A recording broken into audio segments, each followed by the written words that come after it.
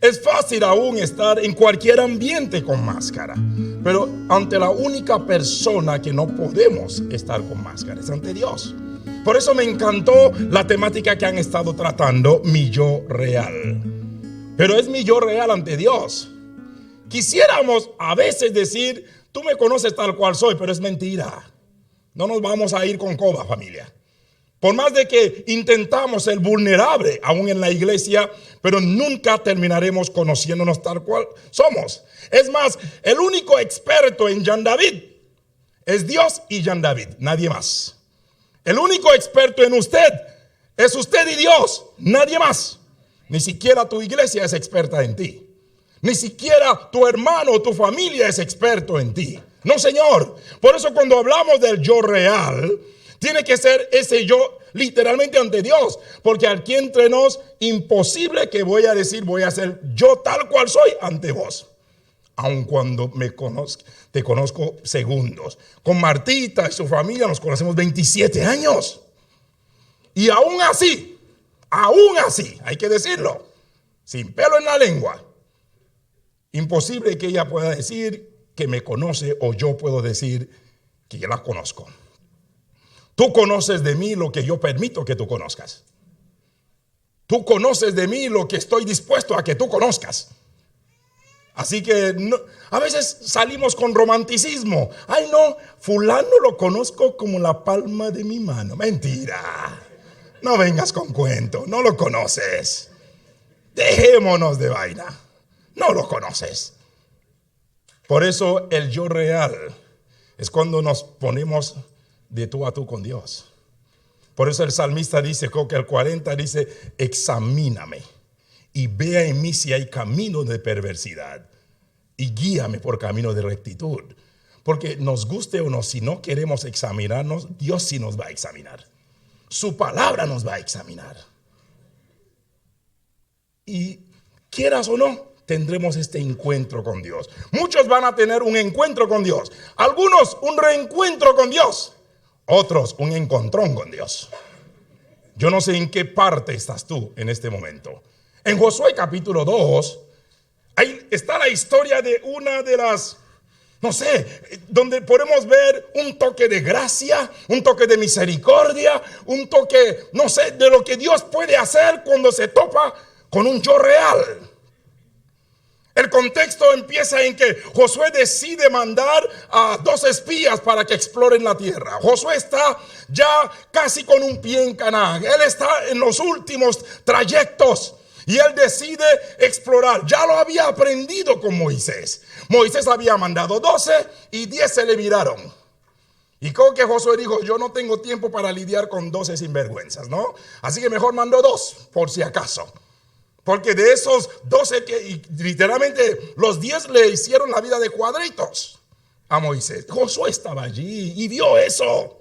Solo Josué y Caleb pudieron pasar del otro lado. Pero creo que Josué dijo, no, la fe no me hace imprudente. Porque la verdadera fe es diligente. Así que Josué dice, bueno, ¿sabe qué? Moisés mandó 12, yo voy a mandar 2. Yo no voy a confiar. No sé de qué están hechos estos sinvergüenzas. Así que manda 2. Y les dice, quiero que vayan a explorar y luego me traen vuelta para saber cómo nos armamos.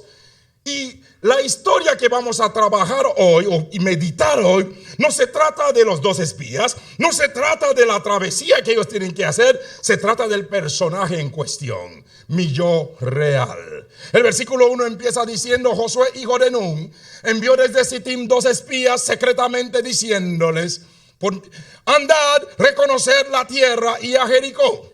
Y ellos fueron y entraron en casa de una ramera que se llamaba Rahab. Ay, ay, ay. Visitemos a una ramera. ¿Ah? Qué curioso. ¿Se dan cuenta? Mi yo real. Préstame mucha atención porque vamos a trabajar en el tiempo que tenemos algunos detalles en torno a este personaje. En el primer momento, en el primer culto, hoy vamos a ampliar algunos conceptos. mi yo real. La pregunta que quiero hacer para empezar es: ¿cómo puede ser mi yo real? ¿Ser sanado? ¿Ser restaurado? ¿Cómo puedo, aún a pesar de lo que soy, quizás usted no me entienda y quizás usted no está metido o metida en la misma sintonía que yo, pero es mi historia, es mi vida, es mi realidad, porque todos los que estamos aquí estamos viviendo una cruda realidad. Así que dice que se van a casa de una ramera. En primer lugar, si tu yo real va a recibir un toque de Dios, si tu yo real va a recibir una restauración de Dios, si tu yo real va a recibir sanidad, tienes que reconocer tu cruda realidad. Qué curioso que el autor hace énfasis antes de mencionar su nombre, habla de su profesión. El nombre no valía. Lo pusieron, como quien dice, por algunas razones teológicas que vamos a estudiar. Pero mira, ¿qué te importa si es ramera? Cualquiera dice, se fue a la casa de una señora. Porque vivimos en un mundo de etiqueta. La gente nos llama no por nombre, sino por etiqueta. ¿Cómo se llama el gringuito que está con la camisa? El gringuito que vino con la camisa amarilla. No, se llama Joel. Porque nos encantan las etiquetas. ¿Cómo se llama ese flaquito que parece un baguette? ¿Cómo se llama? No, fulano. Vivimos en un mundo de etiqueta. Voy a salir de aquí en un par de días. A lo mejor en algún momento van a recordar, no de mí, no de mi nombre. Le van a decir a Martita y a Antoine, el negrito que tú trajiste, el negrito. Sí, pero se llama Jean David La Rochelle. Porque el mundo nos etiqueta. Y en toda la Biblia nos vamos a dar cuenta que a Rahab se le siguió etiquetando. Pero tu yo real recibe sanidad de Dios, recibe restauración de Dios cuando reconocemos nuestra cruda realidad. Yo no vengo de una familia que yo me sienta orgulloso. Cuando mi mamá estaba embarazada de nosotros, en primer lugar, mi papá se casó una vez, luego mi papá tuvo otras 20 o 30 esposas, tengo casi 40 hermanos. Mi papá no es misionero, pero reparte sus hijos a las naciones, los repite. Y así es sencillo. Así que en ese momento, cuando mi mamá está embarazada, en mi cultura haitiana, estamos hablando de una cultura muy primitiva, una cultura muy precaria financieramente. En mi cultura decían, si el ombligo apunta para arriba, es varón. Si el ombligo apunta para abajo, es mujer. Pero en mi caso, el ombligo de mi mamá apuntó al frente. Así que no sabían qué fenómeno mi mamá iba a tener. Pero cuando mi mamá da a luz, y mi papá sin saber, porque no había máquina de cosonograma en aquel entonces, eso significa que estoy viejo, por si acaso. Menor a Marta, pero viejo. Entonces, en ese momento, mi papá sin saber qué iba a pasar, se llevó un vestido blanco. Dicen que el blanco y el negro combina con todo, ¿no? Así que cuando mi mamá da a luz y no sale un varón, sale una nena. Por si acaso soy gemelo, mellizo, I'm twin. Y en mi familia somos twin and triplex, mellizos y trillizos. Así que, solo para hacer un paréntesis, mi abuelo tuvo a mi mamá. Se muere mi primera abuela, que yo nunca conocí. Se casa por segunda vez. Y con su segunda esposa, quien para mí fue mi abuela, tuvo 21 hijos. Tengo una familia grande. Si yo reúno toda mi familia, yo hago 3 cultos en Viña aquí. En serio. Solo que ellos son tan devotos a la Virgen del Codo que no diezman ni ofrendan. Así que me moriría de hambre ser el pastor de mi familia. Entonces, mi abuelo tiene 21 hijos, de a 2 y de a 3. Pero como venimos en un mundo de brujería, por si acá, no me gusta que me aten. Tengo que estar por acá y tengo que estar por acá. Entonces, como vengo de un mundo de ocultismo, magia negra, brujería, por cada 3 que nacía, mi abuelo sacrificaba 1. Por cada 3. Ese era el pacto. Por cada 3. Si nacían 2, no pasa nada. Si nacía 1, no pasa nada. Pero si nacen 3, decía el brujo, me entregas 1. Y sé que tienen algunos aquí, quizás de algunos países que son hay boricuas aquí, que ellos medio conocen, los dominicanos, cubanos. Casi no vas a encontrar contexto nuestro que no tenga mucha o idea sobre eso. Quizás para algunos puede ser escepticismo. Entonces, cuando tienen toda una serie de sacrificio, la suerte cae sobre uno de mis tíos, y a mi abuelo lo había sacrificado. Mi abuelo fue al pueblo a buscar un ataúd y dijo, bueno, regreso unas 4 o 6 horas. Mi abuelo era el alcalde, tenía mucho contacto, mucho poder, mucho dinero, así que regresa unas 6 horas con el ataúd. Y mi abuelo había dejado a mi tío encerrado en el cuarto, en la camita, esperando poner a mi tío en el ataúd para llevarlo a sepultar. Cuando mi abuelo regresa a la casa, escucha que alguien se ríe en el cuarto, alguien estornuda en el cuarto. Mi abuelo, espantado, le dice a mi abuela, ¿quién se metió en el cuarto? Mi abuela dijo, no, nadie, usted dejó cerrado, así quedó. Cuando mi abuelo entra y ve a mi tío chupándose los dedos y riéndose, mi abuelo cae de rodillas y dice, ni uno más para el diablo, ni uno más para el diablo. Ahí entró el evangelio a la familia. Ahí entró la gracia de Dios, la misericordia de Dios, el toque de Dios, la sanidad de Dios. El evangelio barrió absolutamente todo. Así que vengo de un contexto así. Es que podemos recibir toque de Dios, impacto de Dios, cuando tú y yo reconocemos nuestra cruda realidad. Y hablan de Rahab como una ramera. Esa es su realidad. Eso es su mundo. Ese es su yo real. Y me encanta porque la Biblia no oculta eso. La Biblia habla de muchos personajes que tú y yo veneramos y hasta nos santiguamos ante, uy, San Abraham. No me vengan con cuento. Abraham como papá era, en serio, qué mal padre era Abraham. Manda a Ismael fuera de casa con una gotita de agua, un pedazo de pan, siendo el Bill Gates de su tiempo. Noé, el primer borrachito de la Biblia. Como dirían los ecuatorianos, el primer chupín. No chapín como los guatemaltecos, sino el primer chupín. Noé sale del arca y dice, vamos a meterle. Así de sencillo. ¿Usted quiere estudiar cada uno de los personajes en la Biblia? Estudiarle tales como son. Jefté era el Bin Laden de su tiempo, terrorista como él ninguno. Barak, idólatra empedernido. Pero saben que cada uno de estos hombres están en el salón de la fama de Dios. Este es tuyo real. Muchos dicen, ay Señor, desde que conocí al Señor, yo perdí todo. ¿Qué perdiste? La droga, el alcohol, la borrachera, los malos amigos. Eso es lo que perdiste. No me vengas con cuento. ¿Qué perdiste? Por eso otros me dicen, es que hermano pastor, no sé, ¿cómo explicas eso? Que cuando estaba en el mundo me iba bien, ahora soy cristiano, me va mal. Pues regrese pues. Ya que te iba bien. Porque es mejor ser un buen mundano que un mal cristiano. Pero esto es tuyo real. Cada uno tenemos una historia que contar. Pero tú y yo recibimos sanidad cuando reconocemos nuestra condición. ¿Cuál es tu condición hoy? ¿Qué condición trajiste hoy? ¿En qué condición viniste a la iglesia? Aquí entre nos algunos llegaron a regañadiente. El sueño está rico los domingos, ¿verdad que sí? Usted poncha tranquilamente lunes a viernes, no pasa nada, pero el domingo ponchas tarde.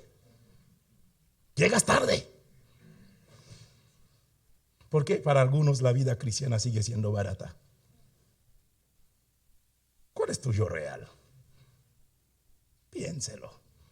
Sí, yo sé que algunos se van a enojar, van a decir, bueno, mañana sale en el periódico, iglesia hispana en Minnesota mata a negro por bocón. No pasa nada.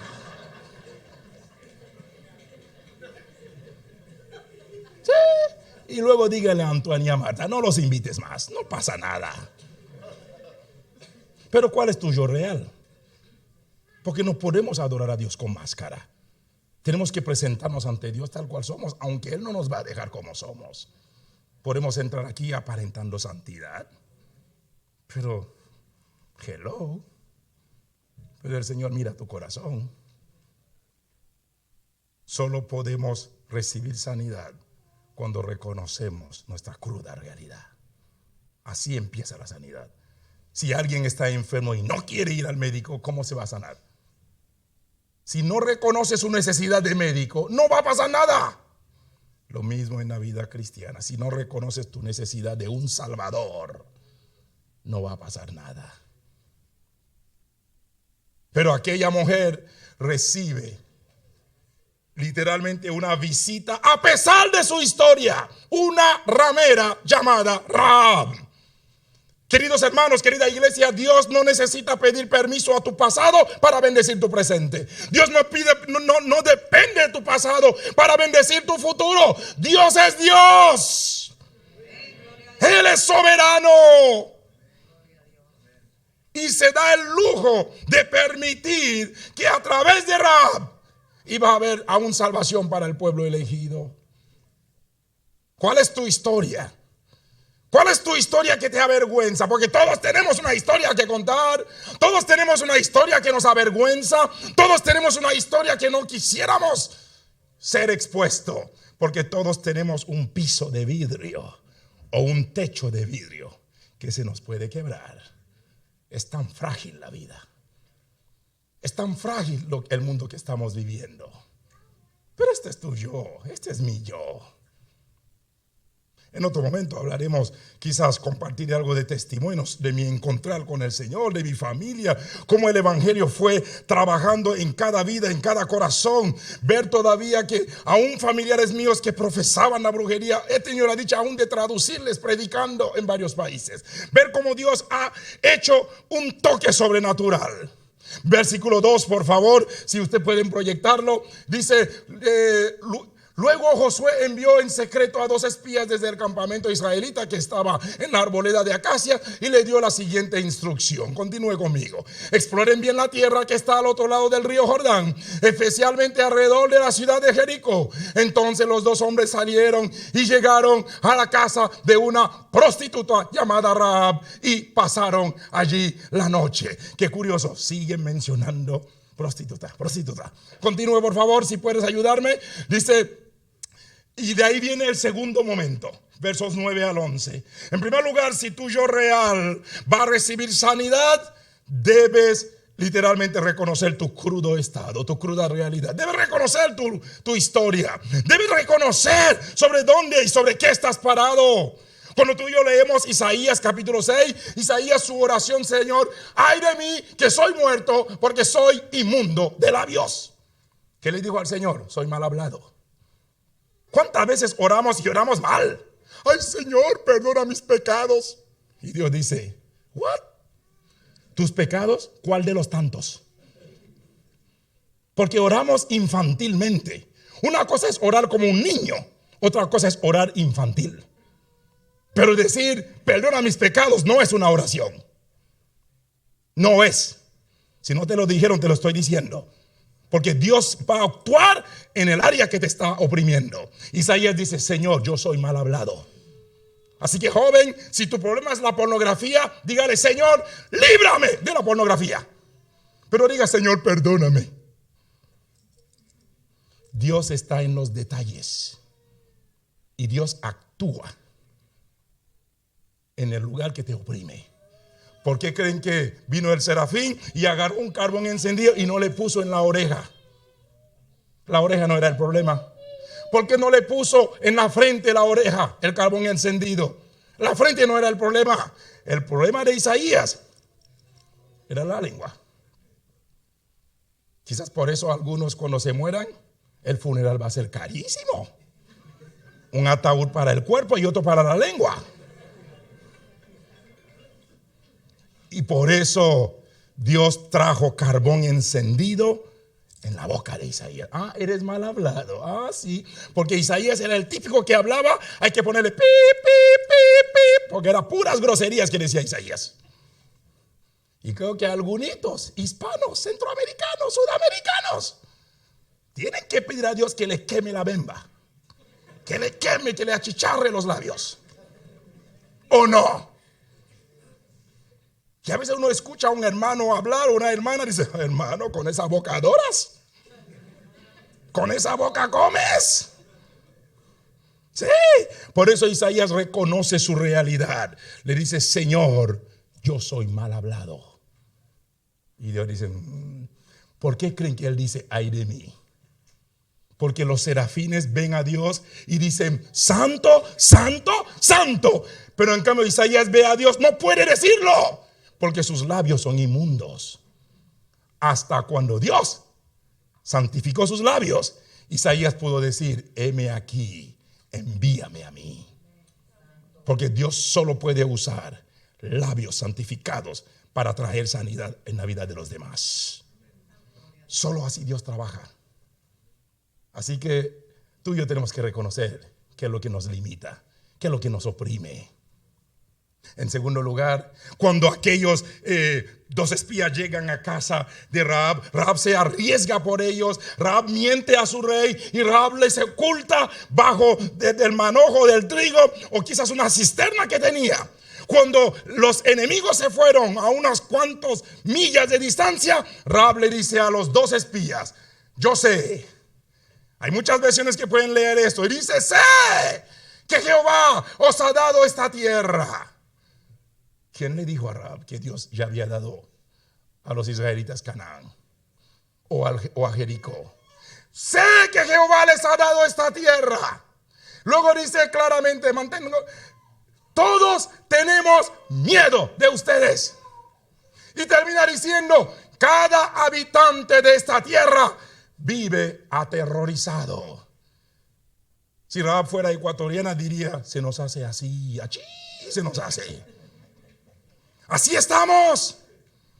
Mira lo que dice Rahab, yo sé. Y Rahab continúa, versículo siguiente por favor, o por la siguiente. Pues hemos oído cómo el Señor les abrió el camino en seco para que atravesaran el mar rojo cuando salieron de Egipto. ¿Cómo lo supo Rahab? ¿Quién le tuiteó? ¿Quién le etiquetó la imagen? ¿Quién le mandó el link a Rahab del cruce del mar rojo? ¿Cómo lo supo? ¿Quién le mandó la foto? No sé si alguien cuando salía del mar rojo y dice selfie para la siguiente generación. No sé. Pero ¿cómo Rahab supo la información? Pero Rahab dice, yo lo sé. Y dice, y sabemos lo que les hicieron a Sehón y a Og. ¿Quiénes eran? Reyes amorreos y reyes de Basán. Continúa la siguiente diapositiva, por favor. Los dos reyes amorreos al oriente del río Jordán, cuyos pueblos ustedes destruyeron por completo. Rahab, ¿cómo lo supiste? ¿Cómo? Hablemos con Rahab. Y luego dice Rahab, no es extraño que nuestro corazón esté lleno de temor. Y termina la afirmación de Rahab. Siguiente diapositiva. A nadie le queda valor para pelear después de oír semejantes cosas, pues el Señor, su Dios, es el Dios supremo arriba en los cielos y abajo en la tierra. Y como que dice Rahab, yo lo sé. Yo sé quién es tu Dios. Yo sé lo que está hecho tu Dios. Yo sé de lo que es capaz tu Dios, porque es un Dios arriba o es un Dios abajo. Yo lo sé. Y el segundo principio que podemos extraer aquí, podemos ser sanados, restaurados de nuestro yo real cuando recibimos un toque e impacto de la palabra. Un toque de Dios. Pero Rahab arranca su afirmación diciendo, yo lo sé. No es cuánto sabes, sino qué haces con lo que tú sabes. Algunos leen la Biblia de pies a cabeza. Leen de Génesis hasta Apocalipsis, pero ¿la obedeces? A veces uno va a predicar a alguien o animar a alguien que ha estado en la fe. Uno dice, hermano, la Biblia dice, ay sí, ya lo sé, yo sé lo que dice esto, bla, bla, bla, bla, bla, bla, bla, bla, bla, bla. Y uno le cuesta horror, más fácil matar un burro a pellizco que volver a convertir a alguien que conoce del Señor. Porque te dicen, no, es que yo lo sé, yo lo sé, yo lo sé. Es que la Biblia también dice, y parecen como un cañón de Biblia. No me interesa cuánto sabes, sino qué haces con lo que tú sabes. ¿Qué tanto obedeces lo que sabes? ¿Qué tanto crees lo que sabes? ¿Qué tanto vives lo que sabes? Porque no es lo que sabes. El diablo también sabe. Mis abuelos, siendo brujos, usted iba a visitarles, tenían la misma Biblia que tú y yo tenemos. Y la leían. El diablo le mencionó la Biblia a Jesús. Le cayó con la Torá a Jesús el diablo. Usted va a casa de narcos, también tienen la misma Biblia que tú y yo tienes. No es lo que tú sabes, sino qué haces con lo que tú sabes. Y las afirmaciones de Rahab llegan a una sola conclusión. Las historias de Dios para mí son convicciones. El problema de muchos cristianos en el mundo es que no hemos hecho de la historia de Dios convicción personal. Algunos, es que ya llevan 2000 años diciendo que Cristo viene, Cristo viene, Cristo viene, pero no ha venido todavía. Y hasta mientras me voy al mundial. Así están algunos. Y de repente el fin de semana la pachanga en el mundo y el domingo estás así. ¿Qué es lo que sabes? ¿Qué tanto sabes? Un pastor me dijo, pastor, te cuento que después del COVID yo voy a tener que volver a evangelizar la iglesia. Y el COVID pasó factura a la iglesia. Algunos le juraron a Dios amor eterno, pero se dieron cuenta que era la canción de Rocío Dúrcal, que solo dura 5 minutos. Ese bendito amor eterno no llegó a ser tan eterno, porque usted le dijo, ay Señor, desde que te conozco eres lo mejor que me ha pasado, y lloras y chillas. Le juraste amor eterno, le juraste compromiso eterno. Pero de repente, no sé, déjame pensarlo. Si hay que, no sé, si hay que forzarte para servir a Dios, no eres cristiano. Porque si hay una marca del cristiano es el compromiso. Así de sencillo. A mis 49 años he enterrado 53 miembros de mi familia. En un día murieron 8 ahogados en el Mar Caribe, queriendo salir de Haití. En 5 años sacrificaron a 20 miembros de mi familia en la brujería. Cada año han matado a un miembro de mi familia. Este año, Jueves Santo, mataron a mi prima. El año pasado mataron a un primo mío con 27 tiros y lo quemaron. Fui a predicar a México hace unos meses. Me dicen, pastor, le cuento que usted es el segundo predicador que llega aquí en 30 años. ¡Ah, qué cool! Y justo aquí. ¿Y qué pasó con el primero? Pues le cortaron la cabeza aquí. Hermano, me volví blanco del miedo, no se crean. Pero ¿saben qué? Aprendí que la vida cristiana es compromiso. Porque cuando Dios te invita a seguirte, te dice, venga y muérete. Te invita a venir, te invita a morir. Pero a veces como que nuestra filosofía es, Señor, heme aquí, pero envíalo a Él. Ahí sí nadie quiere. Ahí sí nadie quiere. Porque la marca de un cristiano es compromiso. La marca de un cristiano es servicio.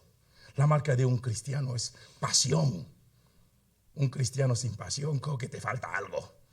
El gozo que tengo yo, el mundo no me lo dio, y como no me lo dio, no me lo puede quitar. Mira, así ni impresionamos a Dios ni asustamos al diablo. Porque si hay una marca de un cristiano es la pasión. Y yo nunca he perdido la pasión. Nunca sé lo que es aburrirme. Yo a veces escucho a jóvenes decir, ay, qué día tan aburrido. ¿Cómo lo haces? Dame el tip para estar aburrido. Porque no encuentro un hombre apasionado, una mujer apasionada con Dios que va a vivir aburrido. En el COVID la gente posteaba tonteras. Ay, día 40, hoy aburrido. Hermano, yo estudié 2 posgrados en el COVID. 2 posgrados. Algunos ni leyeron la Biblia durante el confinamiento. Pero la marca de un cristiano es saber que tú has recibido un toque de Dios. Y Rahab llega a la conclusión, yo lo sé, porque para mí las historias de Dios son convicciones. Entonces cada vez que leo la palabra, digo, Señor, ahora eso no está solamente en la palabra, ahora lo llevo a mi corazón. Es palabra para mí hoy. ¿Cuántas veces escuchamos sermón y decimos, ay, qué pena que no llegó fulano, le hubiera caído de pena? No, no es para fulano, es para ti. Así que recíbalo para ti, pues. Nuestro yo real es restaurado cuando recibimos un toque de Dios.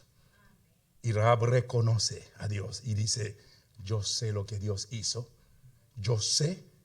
Ahora qué curioso que Rahab va a reconocer 2-3 atributos de Dios en los versos 9 al 11.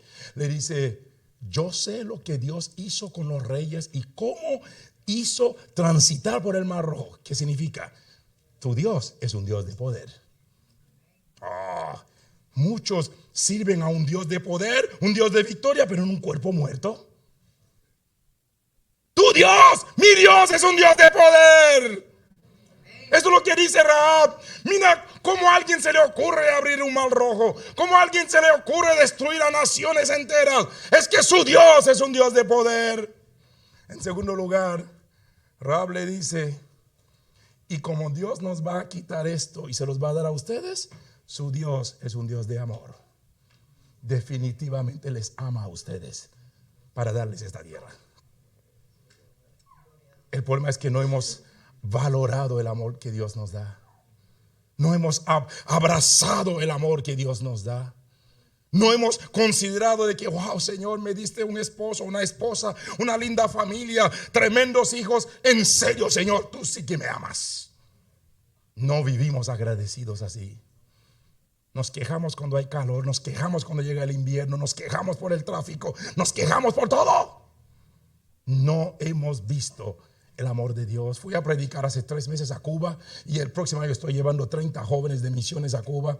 Y me dice un pastor llorando en la mesa, me dijo, brother, varón, ¿a qué sabe la carne de res? Y yo casi me desplomo. Y un niño de 8 años dijo, en esta casa no sé lo que es comer carne de res en mi vida.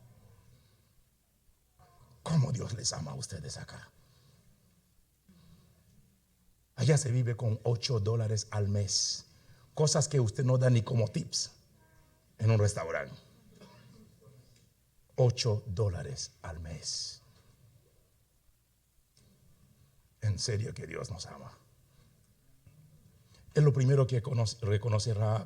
Su Dios es un Dios de poder. Su Dios es un Dios de amor. Pero Rahab va a reconocer un tercer atributo de Dios. Les dice a los 2 espías, cuando ustedes vengan a saquear esto, a destruir esto, por favor, sálvame y salva a mi familia. Y Rahab reconoce el tercer atributo de Dios. Su Dios es un Dios de gracia y de misericordia.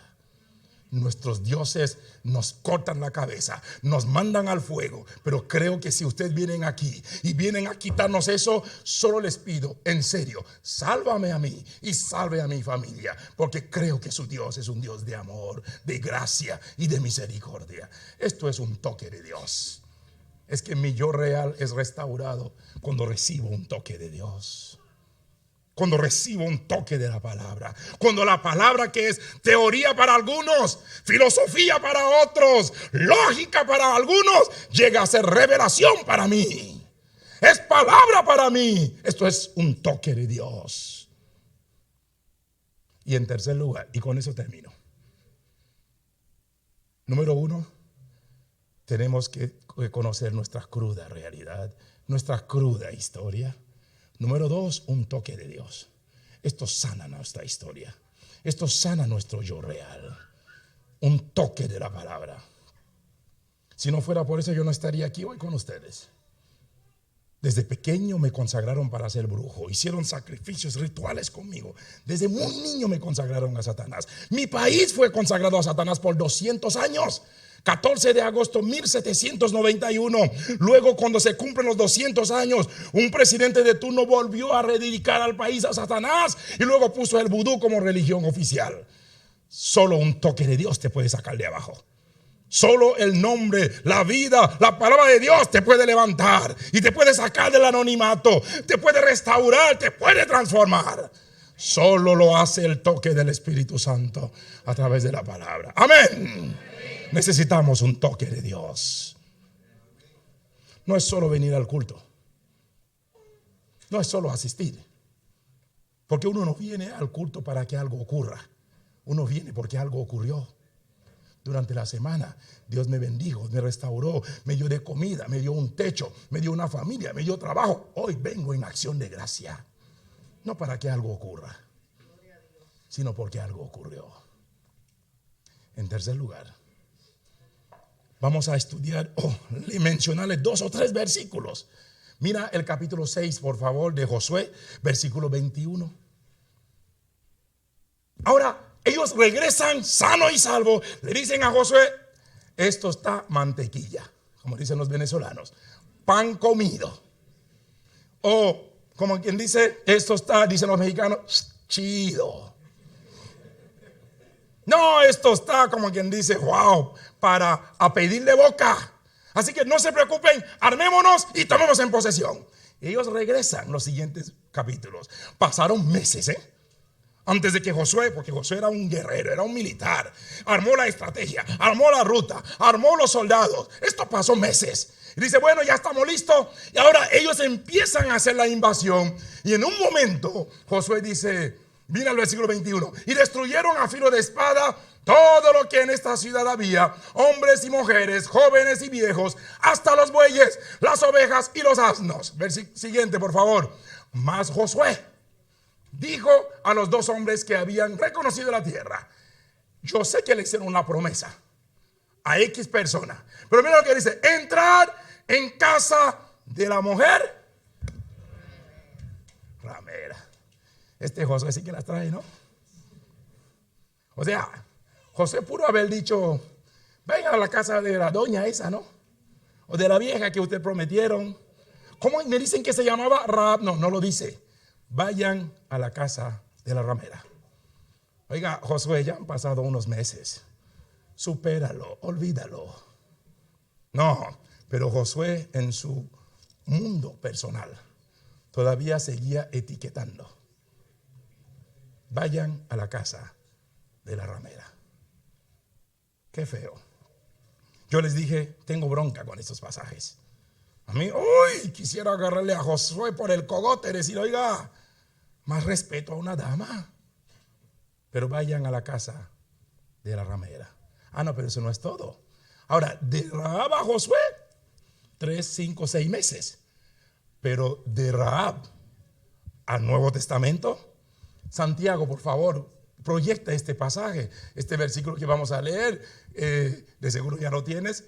Santiago 2:25. Mira lo que dice Rahab. Oiga, Rahab el hermano del Señor. Perdón, Santiago el hermano del Señor. Señores, ya han pasado más de 1000 años, Míralo cómo habla Santiago de Rahab. Rahab, ¿qué más? La prostituta. Oiga, Santiago, ya han pasado 1500, 2000 años. Así somos nosotros, ¿no? No olvidamos. Seguimos etiquetando.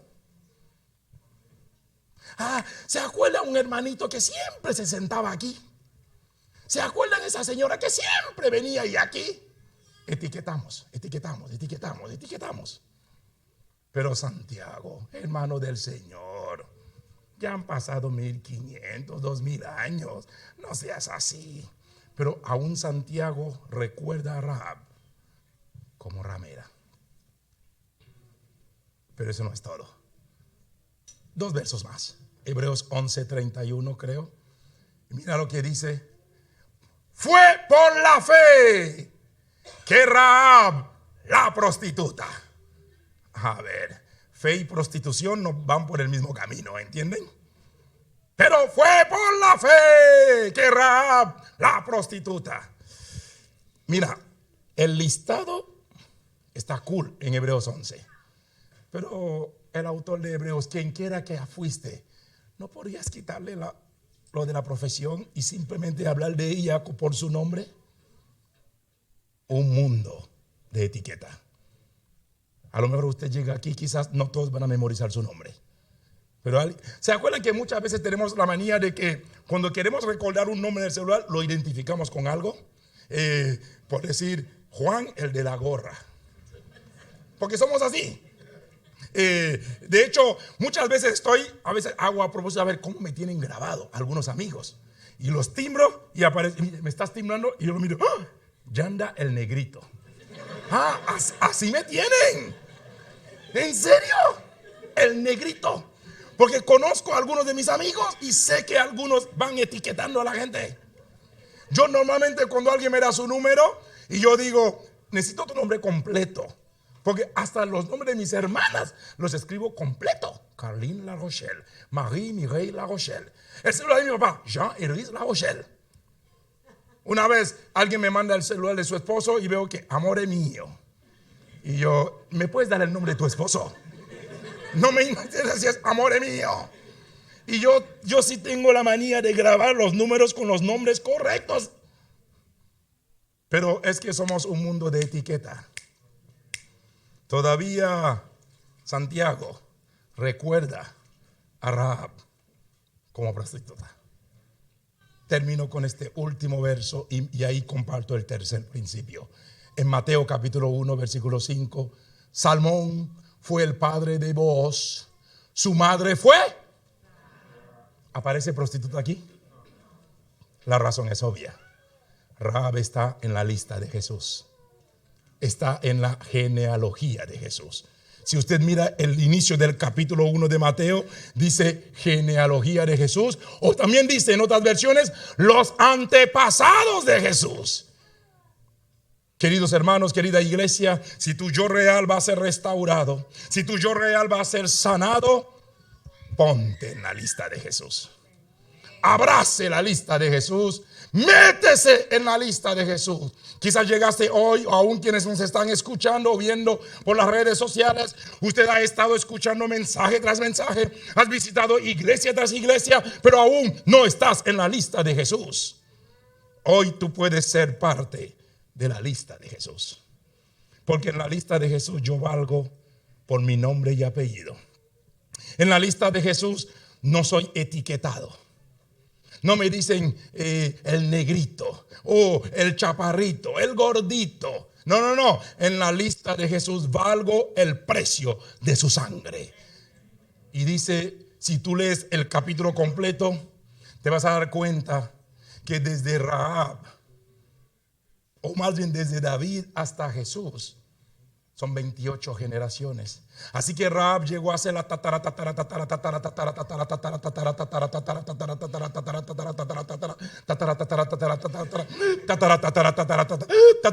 abuela de Jesús. Esto es lo que puede pasar cuando tú y yo estamos en la lista de Jesús. Porque dice que si la maldición puede alcanzarte 4 generaciones, mi bendición y misericordia vendrán por 1000 generaciones. Hoy te invito a ser parte de la lista de Jesús. No me interesa si estás buscando ser parte, porque hay gente que son parte de la lista de la viña, pero no están en la lista de Jesús. Puedes ser parte de tu trabajo y dices, ponme ahí. No, pero no estás en la lista de Jesús. Hoy te invito a ser parte de la lista de Jesús. No se trata de ser miembro de una iglesia local solamente. Es bueno, porque la iglesia también vive en comunidad. Pero ¿de qué sirve si no eres parte de la lista de los redimidos, de los hijos de Dios? Hoy te invito a ser parte de la lista de Jesús. Solo así tu yo real tiene sentido. Solo así tu yo real es sanado y es restaurado. Solo así eres un hombre o una mujer diferente. Te invito a ser parte de la lista de Jesús. A mis, no sé, estando en Venezuela, en Caracas, antes de mudarme a Ecuador, yo recuerdo que fue a una iglesia y alguien, un mujer se interpuso en la puerta y me dijo, tú no puedes entrar. Ya conocía a mi familia, ya conocía mi background. Dijo, no, para mí tú vas a ser un vagabundo internacional. Y me sacó de la iglesia a mis 12, 13 años. A mis casi 14 años de edad vuelvo a entrar a otra iglesia.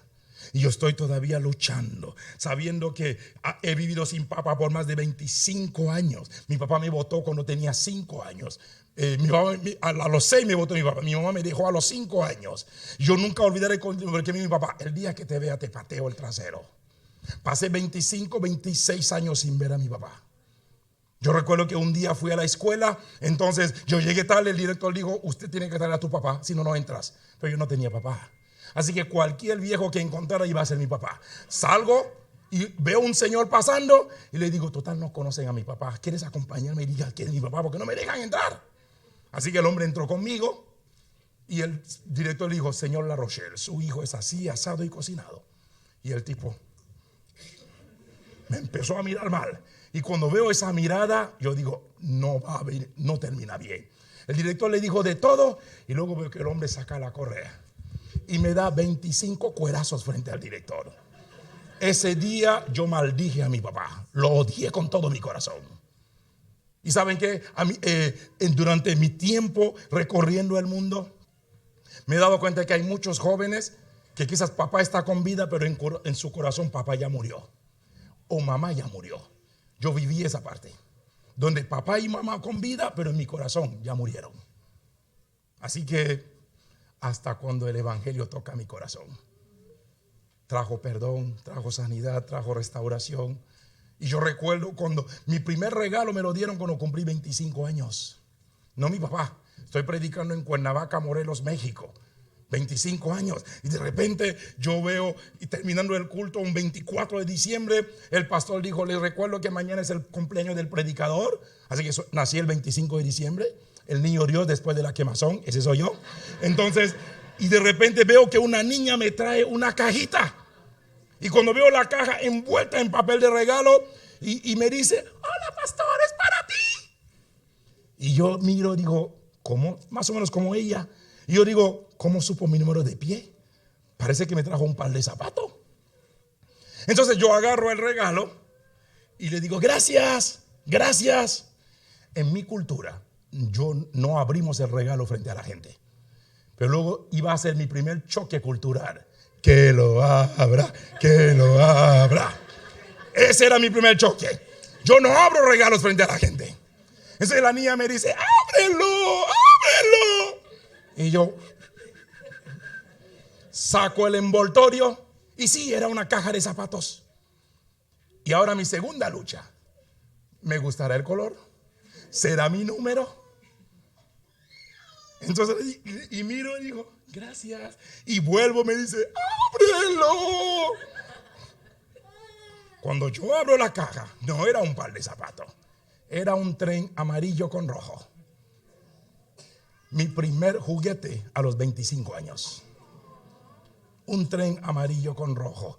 Y en ese momento me quedo en shock y empiezo a derramar lágrimas. Y la niña me dice: no le gustó, ¿verdad? Y le dije: amor, es mi primer regalo. Y ella se contuvo y me dice: tiene pila. Y yo pongo la pila y el tren, y yo empiezo a perseguir el trencito y Dios estaba sanándome. Mi primer regalo a los 25 años. Querido joven, querida señorita, usted dirá: yo no tuve un buen padre, yo tampoco. Yo no vengo de una buena familia, yo tampoco. Pero mi actitud la decido yo. Pero mi mundo es cambiado cuando me meto en la lista de Jesús. Cuando yo abrazo la lista de Jesús. Cuando me involucro en la lista de Jesús. Porque es el único que puede sanar, restaurar, aliviar, santificar, salvar, redimir. ¡Es el único! Amén. Es el único. Métese en la lista de Jesús. Solo así nuestro mundo cambia. Quizás estás en la iglesia, pero no estás en la lista de Jesús. Fíjense que aún eso, Jesús experimentó eso con muchos en su tiempo. Pero Señor, yo echaba fuera demonios en tu nombre. A ver, regrese con los demonios que tú echaste, mijo. Yo predicaba en tu nombre, sí, pero no estabas en mi lista. Hablabas de mí, pero no hablabas conmigo. Métese en la lista de Jesús. Predicaste de mí, cantaste de mí, pero nunca me cantaste a mí. Tenemos que estar en la lista de Jesús. Solo así podemos recibir un toque de restauración. Hoy quiero orar por usted si quiere pasar. Yo no sé cuál es tu realidad. Yo no sé cuál es la situación que estás viviendo. Yo no sé cómo llegaste aquí hoy. Yo no sé en qué manera. Yo no sé qué yo real trajiste acá. O cuál es el yo que trajiste. A lo mejor trajiste un yo falso. Sí, te saluda. Hola hermano, ¿cómo estás? Bendecido, prosperado y en victoria. Y luego en 2 días, ¿cómo estás? Aquí sobreviviendo. Porque así somos. ¿Cuál es el yo que trajiste aquí? Pues traiga tu yo real a los pies de Jesús.